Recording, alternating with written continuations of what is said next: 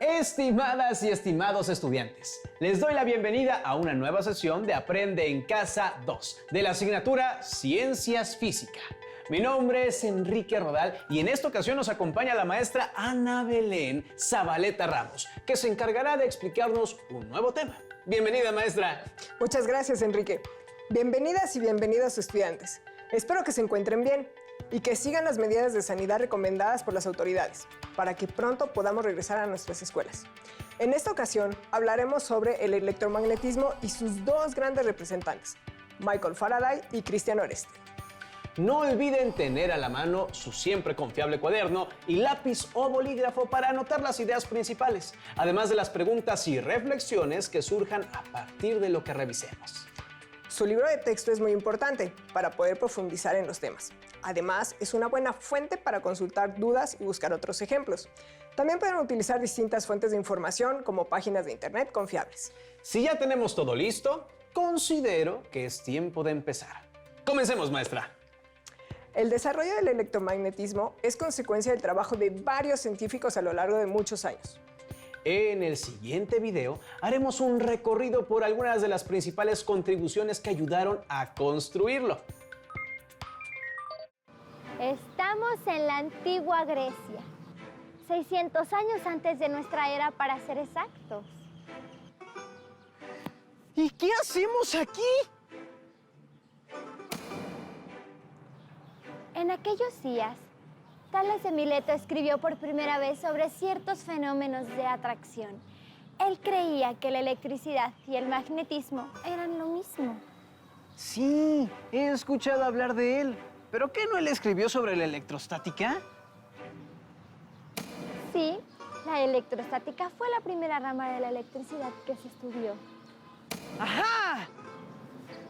¿Y luego? Tales y sus contemporáneos griegos observaron las particulares cualidades que adquiere el ámbar al ser frotado. Como cuando agarro un peine de plástico y lo froto sobre mi cabeza. Este adquiere la capacidad de atraer pequeños pedazos de papel. Exacto, pero eso no es el magnetismo. Yo no puedo atraer papelitos con imanes. Tales también observó sobre los efectos de atracción de la magnetita sobre ciertos metales.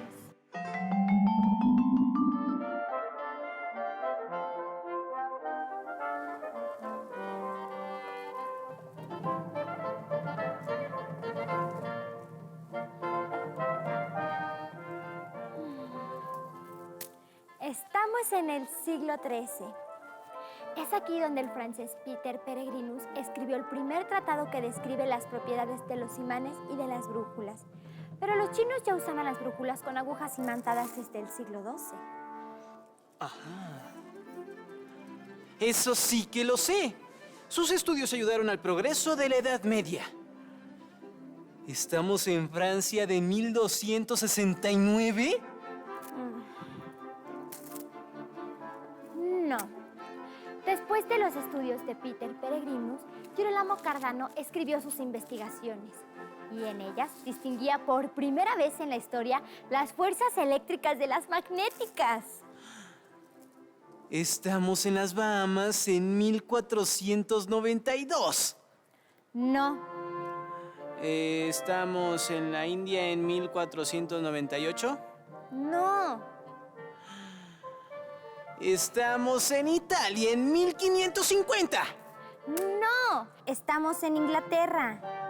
Ah, ya lo sabía.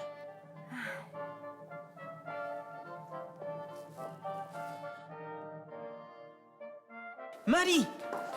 Aquí fue donde William Gilbert estudió sobre la electricidad y el magnetismo. Así es. Además, clasificó los materiales en aislantes y conductores. Descubrió la imantación por influencia y concluyó que el planeta Tierra se comporta como un gran imán. Y en ese entonces apenas comenzaban los estudios relacionados con esas disciplinas. Exacto. Estamos en Dinamarca, en el siglo XIX. Es aquí donde Christian Ørsted encuentra evidencia empírica de que la electricidad y el magnetismo están relacionados. Ampère se da cuenta después de que dos alambres paralelos en un circuito se atraen o se repelen dependiendo del sentido de la corriente. Este es el momento clave. Es el parteaguas de la teoría electromagnética. Así es, Tomás. Más adelante, en 1861, todos estos experimentos de estos científicos fueron unificados por James Clerk Maxwell, quien además descubrió la naturaleza de la electromagnética de la luz. ¿Tus favoritas? Las ecuaciones de Maxwell. Me gustan mucho, pero no son mis favoritas. Bueno, si no me equivoco, estas ecuaciones demuestran que el campo eléctrico y magnético es un campo unificado. Como pudieron observar, para que se formulara el electromagnetismo, tuvieron que ocurrir varios sucesos importantes. Pero fueron dos los que podemos considerar piezas angulares para encontrar la relación entre electricidad y magnetismo. El primero fue en 1820 cuando Hans Christian Ørsted observó el comportamiento extraño de una brújula cuando estaba cerca de un cable por el que circulaba corriente eléctrica.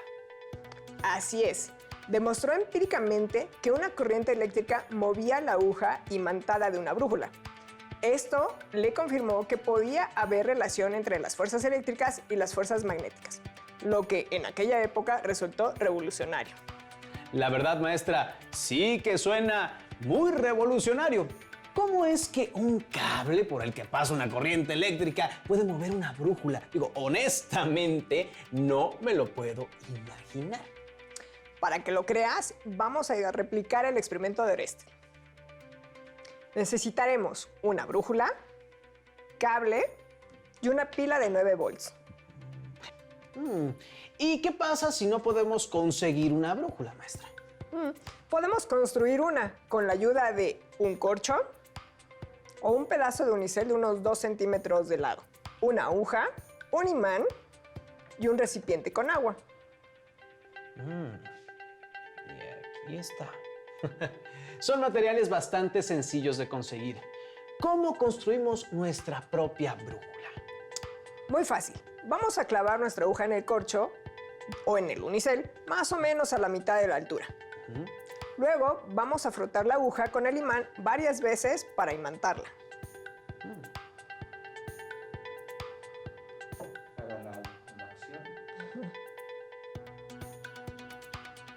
Así como está.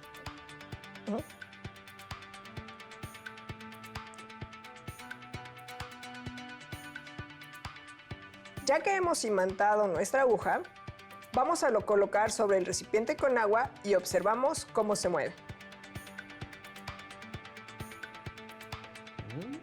Sí se está moviendo y si comparo con la brújula que tenemos aquí, podemos ver que está alineada. Muy bien, ahora ya tenemos 2 brújulas listas.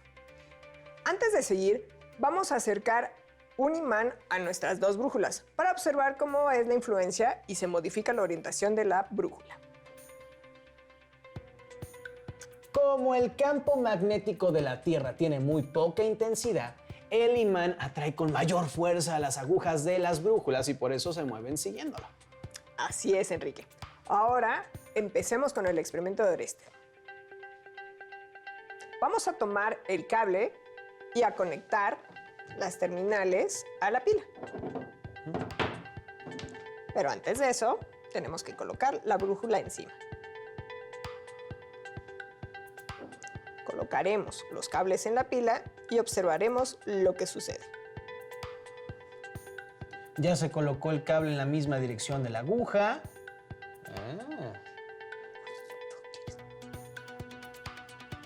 Y ahora sí, ya se empezó a mover. Ya se empezó a mover la aguja de la brújula. Así es. Ahora desconecto la pila para ver qué pasa. La brújula regresó a su posición original. Eso quiere decir que cuando circula la corriente por el cable se genera un campo magnético. A esta misma conclusión llegó Ørsted. Sus observaciones demostraron que una corriente eléctrica podía actuar como si fuera un imán. Y fue así como se observó por primera vez que existe una relación estrecha entre la electricidad y el magnetismo. Claro, una corriente eléctrica es capaz de producir efectos magnéticos. Es correcto. Ahora hablemos acerca de Michael Faraday. Él fue uno de los más grandes científicos de la historia, aunque no es muy reconocido. Hizo numerosas contribuciones a varios campos de la ciencia, como la química, la electricidad, la óptica y, por supuesto, el electromagnetismo. Recuerdo que cuando leí sobre esto, Faraday estudió los experimentos de Ørsted y pensó que, como las corrientes eléctricas producen campos magnéticos a su alrededor como si fueran imanes, era posible que con un imán se pudieran generar corrientes eléctricas. Así es, Enrique. Sus experimentos utilizaban alambres enrollados llamados bobinas. Se dio cuenta que al pasar un imán dentro de una bobina se producía una corriente eléctrica. ¿Cómo cree, maestra? Eso sí que no se lo creo.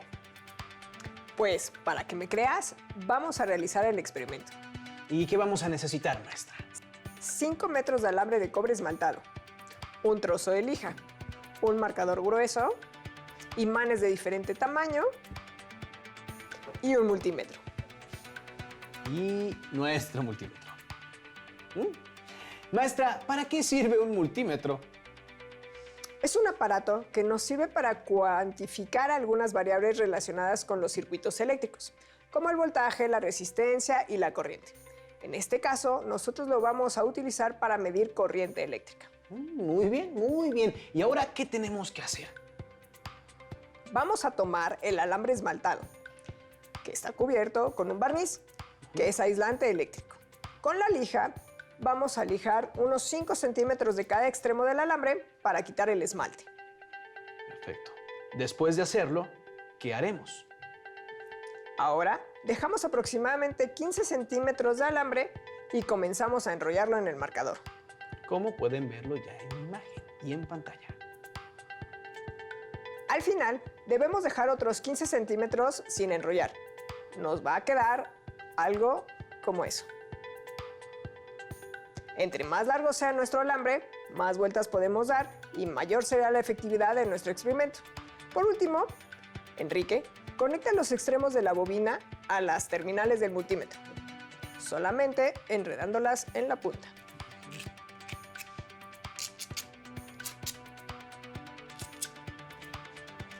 Y ayúdenme con esto, maestra. Con mucho gusto.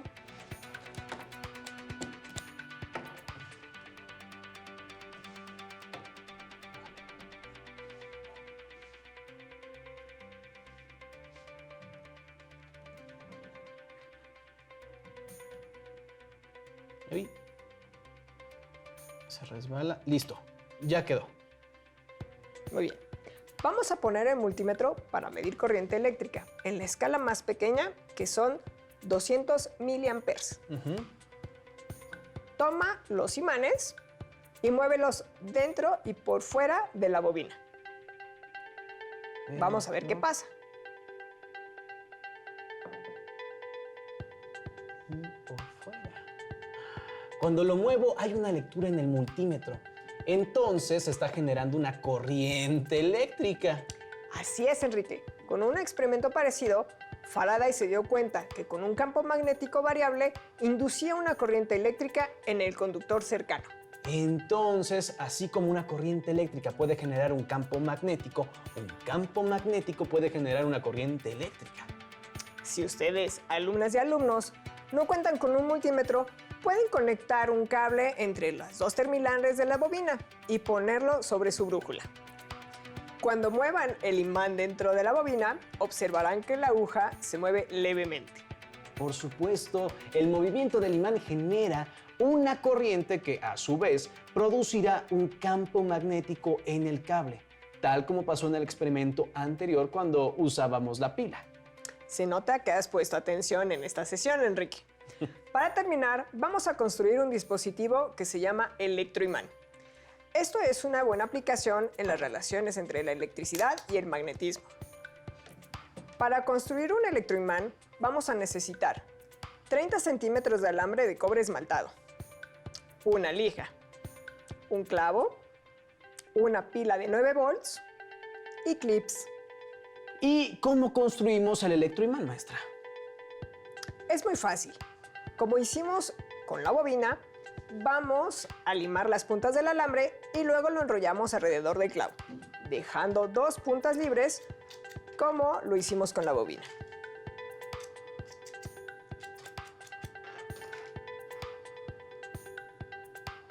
Por último, conectaremos los alambres que dejamos a la pila. Acercamos el clavo a los clips y veamos qué sucede. Siento que esto va a ser mejor si usted lo realiza, maestra. Muy bien. Déjeme le paso los clips. Pero no tengas miedo, ¿eh? No, ¿qué tal si explota? No.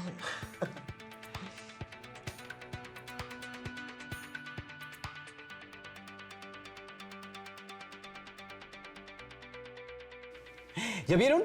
Los clips se están pegando como si fueran un imán. Maestra, ¿y qué pasa si le quita la pila? Pues se cae. Cuando conectó la pila, la corriente eléctrica generó un campo magnético que hizo que el clavo se comportara como un imán. Pero cuando se interrumpe la corriente, el efecto cesa, por lo que el clavo ya no es capaz de atraer a los clips. Los electroimanes, como el que construimos, se usan en diversos aparatos como en los timbres, frenos de elevadores o montacargas. Los más potentes son muy útiles en la industria porque, como es posible controlar el campo magnético que generan, basta con regular la corriente eléctrica que circula por ellos. Uno de los más comunes se utiliza para levantar y soltar chatarra en los deshuesaderos de automóviles. Tienes mucha razón. Para concluir, debemos saber que el electromagnetismo es la rama de la física que estudia y unifica en una sola teoría los fenómenos eléctricos y magnéticos. Es muy importante en nuestra vida cotidiana, ya que, por ejemplo, todos los motores eléctricos funcionan bajo sus principios. Incluso la generación de la energía eléctrica que llega a nuestras casas depende del electromagnetismo, ya que en los generadores se mueven imanes que inducen una corriente eléctrica en grandes bobinas. Alumnas y alumnos, hagan una lista de 5 aparatos que utilicen electromagnetismo para funcionar. Agradecemos a la maestra Ana Belén Zabaleta Ramos su intervención en esta sesión. Y a ustedes que nos ven, les invitamos a no perderse la próxima. No olviden consultar su libro de texto o fuentes de información confiables para profundizar en el tema y resolver sus dudas. ¡Hasta la próxima!